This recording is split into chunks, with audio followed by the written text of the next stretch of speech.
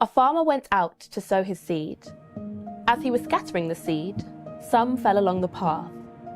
Some fell on rocky places. Other seed fell among thorns. Still, other seed fell on good soil. For me, the parables are something really familiar. What I liked about Paul's vision for the project was giving these familiar stories for me a new look, a new twist, by putting them in a modern day setting. So as I read through the script for The Sower, the first of the parables we filmed, I was rethinking what I thought about Jesus' original parable. So here we are, doing the first one of the series. 12, take 1. My name is Chris Holloway, and I am the first AD and production manager of The Sower. I came on board with Roarlight because a Christian connection of mine met Paul and said that I should get in contact with him because he was doing some really cool stuff. So I went and had a meeting with him, and he told me all about the Parables Retold series. He asked if I want to come on board, so I said gladly. Market 20, take 1. Having a series that is based around making the Bible more modern day and connecting with people is really great to see. It's gone good. We've done 2 days so far, and it's been amazing. What's been the highlight? What's been the highlight? I think the locations. I'm just really impressed that we've turned up and not had to do anything to them. Really, they're just stunning. Lovely house here, great office earlier with a really kind of good vibe to it. Makes it a lot easier to make it look good.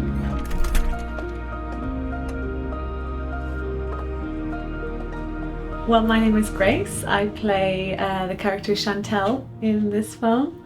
She's a really happy-go-lucky girl. She's a great friend to all of her friends, but she's quite easily led. So in this film it transpires that actually, I won't say she's gullible, but actually she is quite easily influenced by her friends and by people she meets, and that might get her into a little bit of trouble in the film. Go home. Make sure no one sees you and hide it. Put it somewhere where you forget you ever had it. In shift. Perfect. And you have my word, I won't tell another soul. You would say that the character I play, named the Mysterious Man, is the embodiment of evil within this narrative. He's an agent of dark forces. And I suppose the character operates in the narrative in a literal sense, but it's also metaphorical. He represents these things, these interventions, these problems that might occur for somebody who's trying to secure or plant their faith. Action. What's going on?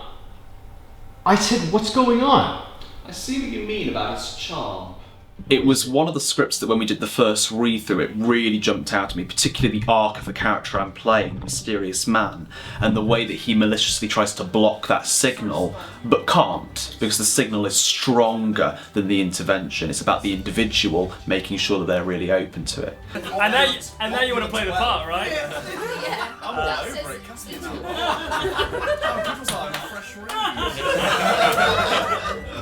I think there's something about the parables as a whole where the morality of them is universal. The Sower is about being open, isn't it? It's about being open to that channel, open to that message, not letting things block that message. Replacing the agricultural and making it based in a more urban, realistic setting that modern audiences can understand and interpret. It is a film that is about sharing, about learning new information and not just keeping that to yourself, and sharing that with others around you that you may know or you may not know.